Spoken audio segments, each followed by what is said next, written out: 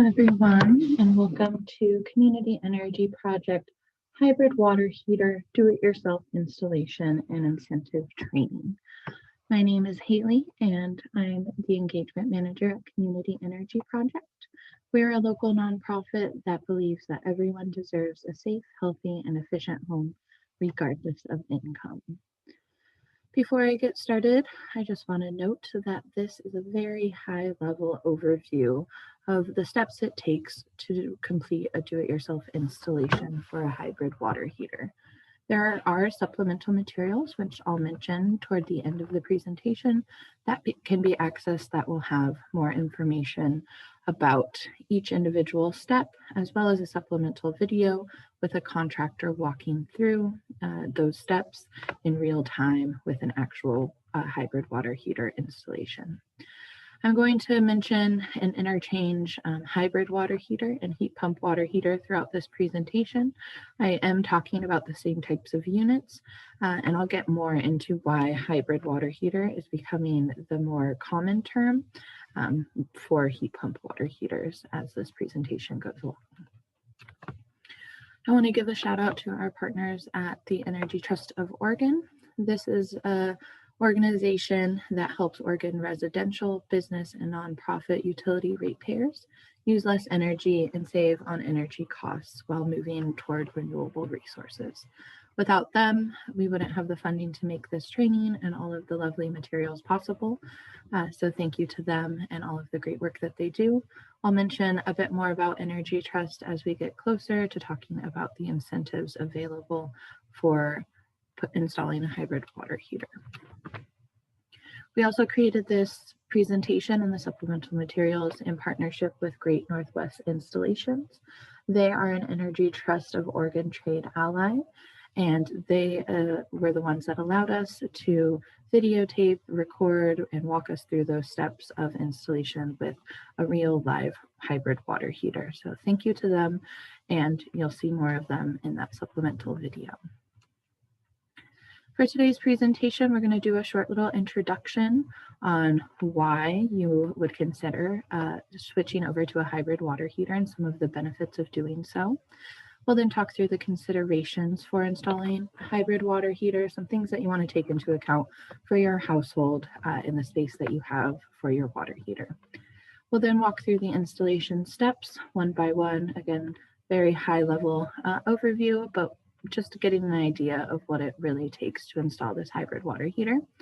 And then for those who do end up with a hybrid water heater, some tips and tricks on how to keep it as efficient as possible and use it day to day. I'll then mention the incentives that are currently available as well as where to find incentives for the season and the year that you end up doing this installation. And then I'll run through those supplemental materials. Just a quick overview of Community Energy Project. So we are a Portland-based nonprofit that's been operating since 1979, and we started with our flagship Do-It-Yourself Weatherization workshop. This workshop helps renters and homeowners stay more comfortable in their home while saving money on their energy bills and being more energy efficient. And that's allowed us to expand into having a variety of other community workshops around safety and health, as well as efficiency in the home. And we also have direct home services for homeowners to do repair, weatherization, and energy upgrades in their home. The reason that we got involved with this training specifically is that we are all about folks saving money on their energy bill and lessening their energy burden. And water heating for the average Oregon home is about 30% of your annual energy use. So anytime we can reduce where the money we're spending and the energy we're using on water heating, the better. And hybrid water heaters are a great option. They are the most efficient electric option that is on the market today. They can cut energy use by up to 50%, saving the average household up to $180 a year on water heating costs. They can also run on renewable power, unlike gas water heaters. So if you have solar panels on your roof or you have invested or signed up for anything through your utility to help support renewable power, that is all electricity. Hybrid water heaters run on that electricity, so you are able to run them on renewable power. They also generate a cool exhaust air through the process and how they work. And so this can be a benefit in the summer months, depending on the space that your water heater goes into. And again, we'll talk through some of the considerations around space in just a moment, but that can be an added benefit. And then, as I mentioned, there are current incentive programs available, so it can be a really cost-effective option right now to have one of these installed in your home. Another reason that we're so excited about hybrid water heaters is that Oregon's current energy mix, while it does have some renewables, such as being over 43% powered by hydroelectric energy, we still do rely very heavily on coal and natural gas. And anytime we can reduce the amount of energy we're using in the home, the less we're relying on the burning of these fossil fuels, which contribute to climate change, as well as lots of other health issues in the areas that they're being burned. So hybrid water heaters or heat pump water heaters are not a new idea.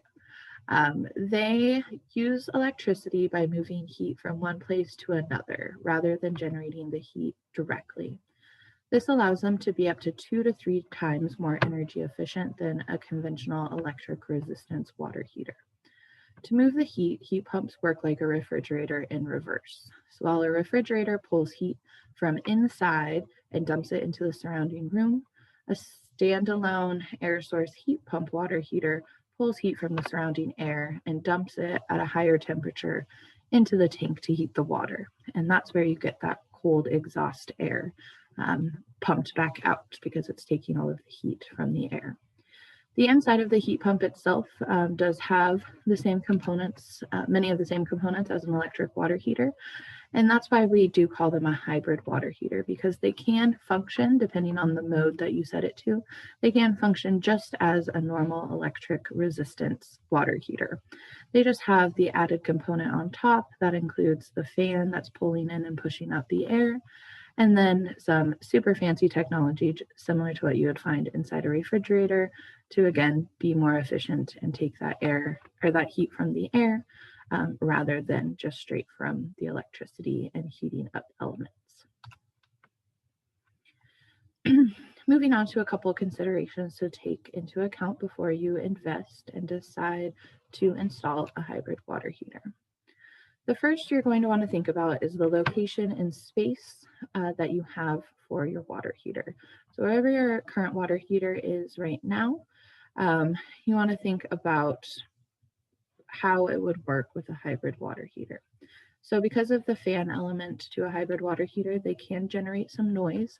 So not a consistent noise, but similar to, a fridge when it's running and doing its process. So if your current water heater is in a closet, in a bedroom, or right next to, a room you're planning to be a nursery, that's just something to keep in mind. Although most folks who do install one don't see a huge annoyance by the noise. Additionally, you want to think about clearance. Not only are hybrid water heaters taller because of the added element on top than your standard electric water heater, but they also need to have area around them so that they can interchange that air and have somewhere to pull in and somewhere to push out the air. So you wouldn't want it shoved really tightly into a corner. You do want to have some space around it. Additionally, hybrid water heaters do create a condensate, so you do need to have drainage available, whether that's in the floor, a nearby utility sink, or maybe using an existing drain, such as for a washing machine. You do need to have that drainage available, and we'll talk a little bit more about that during the installation steps and ways that you can get around not having a very immediate drain available. Additionally, you do want to have this in a space that stays between about 40 and 90 degrees Fahrenheit year round. So you're not going to want it to be in a space that freezes, obviously, because this is a unit full of water, but you also don't want it to be an extremely hot space. So a nice unconditioned space like a garage is usually a perfect fit for a hybrid water heater. Along with that, because of the interchange of air and the fact that it's pulling or pushing out cold exhaust air, you do want to have about 750 cubic square feet, or cubic feet, excuse me, or a 12 by 12 room for that interchange to happen and for the exhaust air to not make a considerable difference in the temperature of the room. So really what it comes down to is an ideal candidate would have an older electric water heater that's in a larger unconditioned space that has a sink or a floor drain nearby. That is going to be the perfect situation for your hybrid water heater. But you can, of course, get around if you don't have that perfect scenario. An additional consideration is that the incentive requirements may change from year to year. So before you go out and buy a unit, or if you're working with a contractor, before you schedule them to do this work, just make sure that the incentives that you're looking to receive, see what kind of requirements they have so that you're getting an approved model or you're working with an approved installer. And again, I'll talk a little bit more about where to access that information toward the end of the presentation. And then lastly, you're going to want to think about the type and needs of what you need from the unit. So there are a variety of different sizes. So you might go with the same tank size as the unit that you currently have, or maybe you want to downsize or upgrade for the amount of gallons of water that you have available.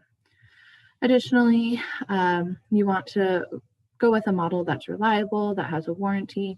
Most models are going to have a 10-year warranty, but that's something to check out as you are looking around to purchase your unit. And then you're going to want to take into account your electric panel and what kind of amp breakers you have. Most units are going to require a 30 amp breaker. And if you don't have that, you can look into upgrading your electric panel, or you might find a model that can work with a lower amp. So manufactured homes commonly have a 25 amp breaker, and there are models that do, have 15 amp compatible models or 25 amp breakers, but that is something you want to check before you go out to purchase the unit. And then lastly, if you are working with a contractor, just know that not all contractors are familiar with heat pumps. They are a newer thing that requires a little bit of special consideration when you're installing. So make sure that you're working with an approved contractor and a contractor that feels comfortable doing this work. So in review, do you have the proper space for the hybrid water heater? Do you have solutions for some of the things like noise, the cold air output, and the drainage? And then is your electric panel compatible with the unit that you're going to purchase? Once you've checked all of those boxes, then you're ready to invest in the water heater that you want for your home and get ready for installation. So for the installation overview, I'm just going to start with a couple notes about installation. So obviously every installation is going to be different. The steps may vary for you depending on the space that you're working with. So make sure that you're checking out the additional resources that we'll have available, rewatching this recording, checking out the manual that we created with an overview of the steps, and then that professionally installed video recording that we have with Great Northwest Installations. And if at any point during the process you are getting overwhelmed or you're in doubt of what to do next, make sure that you're reaching out to a professional. We are working with electrical components as well as water components. So if you're not feeling comfortable doing a step, definitely have a professional come in. Which reminds me to remind you to work safe. So always make sure that you're triple checking the electrical current. Use care when you're moving and lifting objects. Hybrid water heaters are very top heavy. I mentioned that they're usually taller as well than a normal electric water heater. So have a buddy assist you, use a dolly, whatever you need to make sure that you're not going to tip it over onto yourself or onto the floor. And then again, we're working with electrical and water, so be aware of any leaks or standing water in the room as you're working.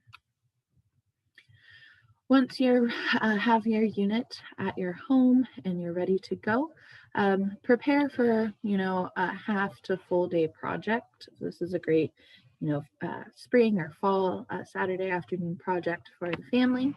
And get your tools and supplies laid out beforehand so that you have everything you need when you need it. The tools we recommend are listed here. This is kind of an exhaustive list, so you may or may not need some of these items, but always good to have these on hand. So get out your normal tool set, make sure that you have a level because you are going to want to make sure that the unit that you install is nice and level. And you're going to need a garden hose, potentially a pump, depending on where your water heater is currently, because we're going to have to drain that completely and get it ready to move out. The supplies you'll need, obviously, your hybrid water heater unit. You may need some water supply pipes, depending on what you currently have and where the unit's going to be situated. Electrical tape and caps for those electrical pieces. Pipe insulation for the new hot water supply that you're going to install, so you can make sure that's efficient as possible. Earthquake straps that fit your current unit, and then a bottom board or rigid foam insulation, because we're going to want to insulate the bottom of your water heater, especially if it's in an unconditioned space like a garage. Once you have all those tools ready, you're going to decommission and remove your old unit.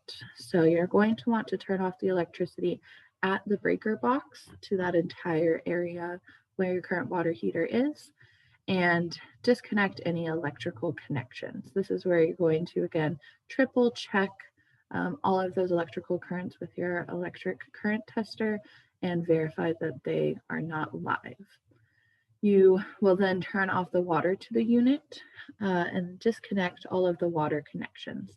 Again, this might lead to some leaks and standing water, so good to have some towels nearby as well to catch any of that. Possibly a bucket to assist you with draining if gravity can't do all of the work for you, to an outdoor space or a drain that's easy and able to drain quite a bit of water. And again, a pump may be necessary if you're working in a basement where you have uneven ground and gravity isn't working with you. Once you have the old unit out, please don't just put it out on the road. Please dispose of it properly. You can go to oregonmetro.gov to find a recycler.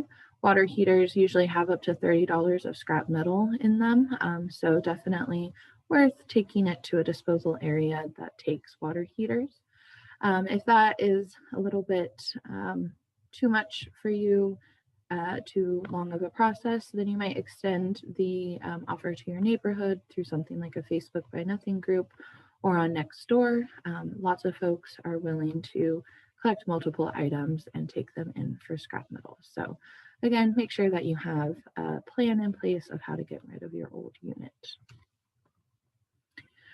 Once you have the old unit out of the way, this is where you can get your hybrid water heater ready to go into the same location.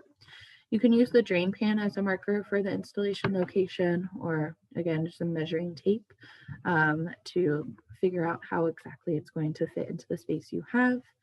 And keep an eye out on where the hot and cold water pipes are to ensure that you have proper clearance. And this is where some of those new supply tubes might come into play if you do need to adjust where those are located to have the proper clearance and connect to your new unit. Place the unit on the bottom board or the rigid foam board that you have, and cut and remove that old piping as needed to ensure that it's in place. Before you add any of the new tubing and secure it in place, this is the best time to install earthquake straps to make sure that they're hitting in the proper location, that you're hitting into studs against the wall, and that those are nice and secure. And then you'll have your unit completely placed where it will live for hopefully many, many years. A couple of notes about positioning the new unit. There are a couple pieces of the hybrid water heater you're going to want to be able to access fairly regularly. So one is an air filter that's on the top of the unit. You're going to want to make sure that you can completely pull that out and put it back in so that you can clean it regularly. And again, verify that the earthquake straps can be installed properly. So that's having the studs there and wrapping all the way around the unit while not getting in front of the panels. So there is an LED light display panel on hybrid water heaters that allow you to switch the modes and look at the temperature. So make sure that's accessed and not covered up by the earthquake straps. Once you have everything settled in and the earthquake straps attached, you're going to want to verify that it's level and adjust as necessary. You may need to use some shims if it's not level, but this is a really important step for the proper operation. You don't want your unit rattling around at any point, and you want it to be able to work as efficiently as possible. So make sure it's level straight across the top. Then you can go ahead and connect the piping once you've ensured that it's level. So connect the water pipes to the proper places. You can use flexible piping, which requires no soldering, clamps, or glue. It can be a lot easier to work with if connecting water pipes is a new project for you.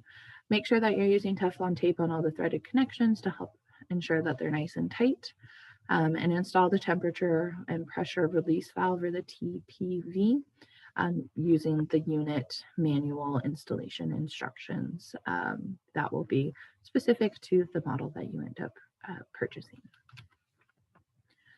Once you have the hot water supply all secure, you can use that pipe installation on that tube to maximize energy savings. When units are operating, this pipe is often warm to the touch, and that's just energy escaping into the surrounding air. So you want to cut down anything escaping and maximize those energy savings by insulating that pipe all the way into where it goes to the wall. Next, you'll install the electrical connections.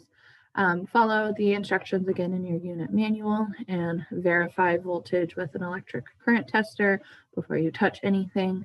And as you're securing everything in place. Again, our electricity is turned off at the breaker for this entire process until the electric is completely connected. So make sure it's not live and verify that a couple times. Maybe have a buddy also verify it for you just to make sure. This is probably the most complicated portion of the installation. So again, if you're having any questions, bring in a professional, but you should be able to follow the unit manual to connect everything correctly. It is only a few wires that you need to connect correctly. So matching up the proper ones together and getting those caps twisted on tightly and getting the wires all tucked away before you move forward with anything like filling the unit or turning the electricity back on. You'll then want to establish drainage. So again, this is something to think about really early on because it is a necessary part of having a hybrid water heater. You can direct the PVC pipe from drain port to drain, again, using gravity. So if you have an existing drain, such as from a washing machine or in the floor, or even like a utility sink, that's a great option. You may, if you're working with like an unconditioned garage space, end up draining outdoors. Just make sure that you're insulating that pipe to prevent freezing. It will produce a couple cups, anywhere from 2 to 4 cups of water a day, depending on the model and the usage. So it's going to be actively dumping out water very regularly. So make sure that, again, you have a plan for this. If you don't have a drain anywhere nearby, then you may need to get a condensate pump, and that's kind of a additional step that you may or may not have to do. These are extra on top of the unit. They're usually about $50 to purchase them. And here's one pictured here. So on the lower right, you have the PVC pipe going into the condensate pump. And then toward the very back of this image, toward the top, you can see the tubing coming out of it, kind of like aquarium tubing. And that pump is helping pump that water up against gravity to where it needs to go. These can usually attach to a wall or to a nearby object next to your water heater, and you will need to have an outlet available to run the pump portion of it, and then just route the tubing to any suitable drainage area in your home. Here's a picture, a little bit more of the PVC piping coming through to that condensate pump. So not the most beautiful location, but you can see it's just tucked away and pumping that water away from the unit, away from anything that shouldn't get wet, into a place that drains. Once you have your drainage in place, you can go ahead and fill your tank. So you're going to turn on the hot water faucet in your home, allow air to escape, which allows the air to escape as you fill the unit. Turn the cold water supply onto the unit, and when the tank is full, the faucet will have a steady stream. You can then go to your breaker box and turn the electricity back onto the unit. This is a great time to verify that the condensate drain or pump are working properly for those next few uses. So you might turn it on, give it a few hours to heat up and to get working.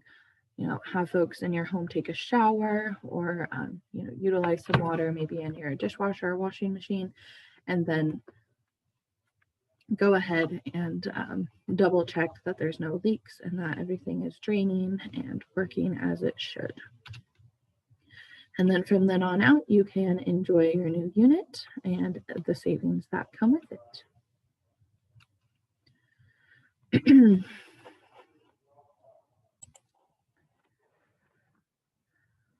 Once you have your unit installed, there's a couple of tips and tricks to making it work as efficiently as possible. So for basic maintenance, you're going to want to clean that air filter that I mentioned is on the top of your unit every 4 to 6 months. Just rinse under the sink and dry fully before putting it back in. They are reusable, so it really just needs a little rinse off every 4 to 6 months. And this will depend obviously on the space that you have your unit in, whether it's high traffic, maybe in a dusty garage, if you have a lot of pets, things like that, versus if it's in undusty, tucked away in a closet where it's not going to have a lot of exposure to anything. So just maybe check every 4 months and then see how your unit is responding with the air filtration.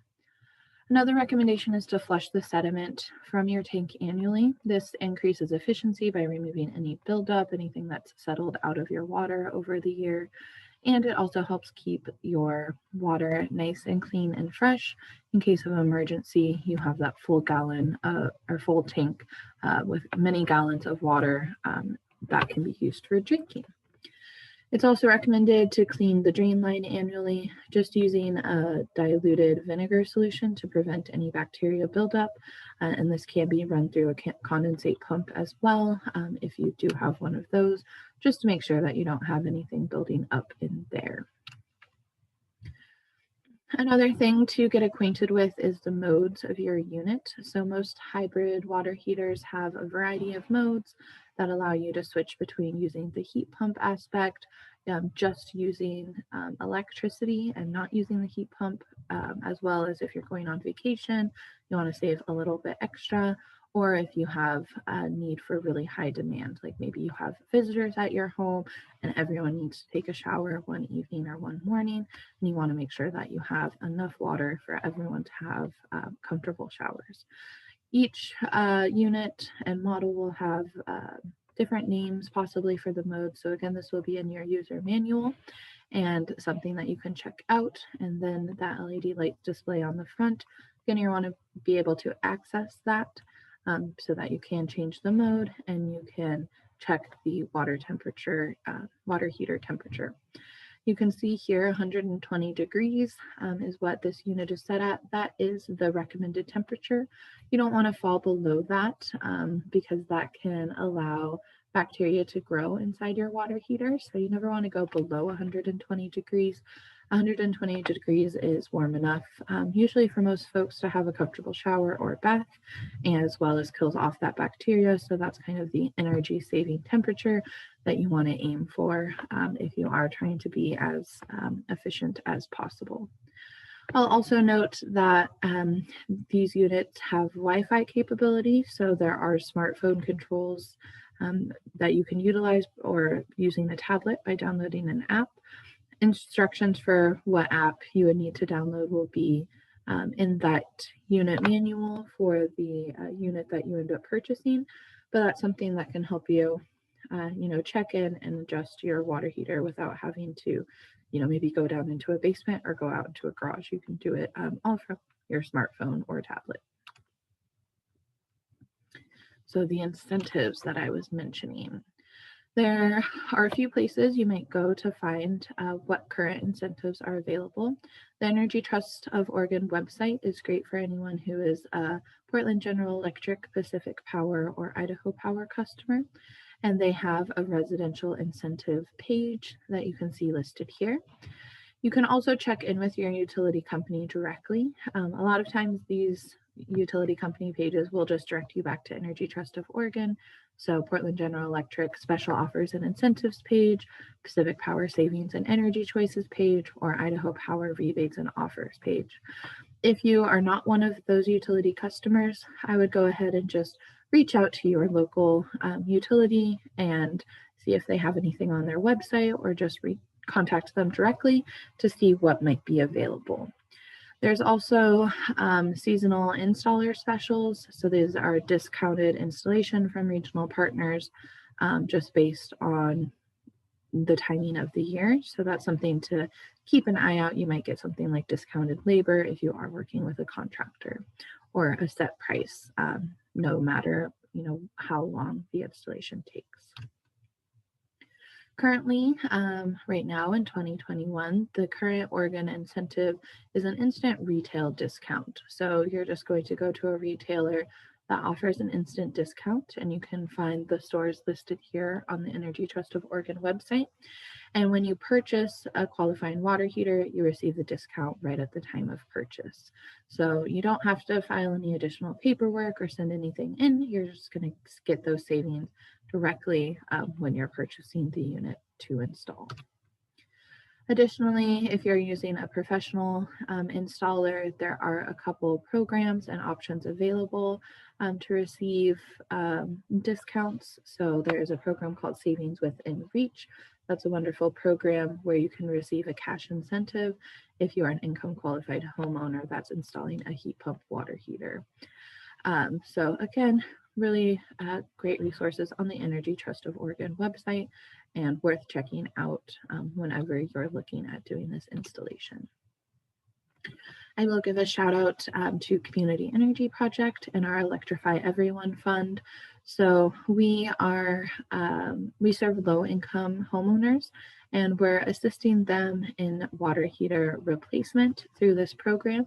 So this collects donations and then allows us to replace old gas water heaters with electric heat pump water heaters to help reduce the emissions from that household, as well as help folks save money on their energy bills.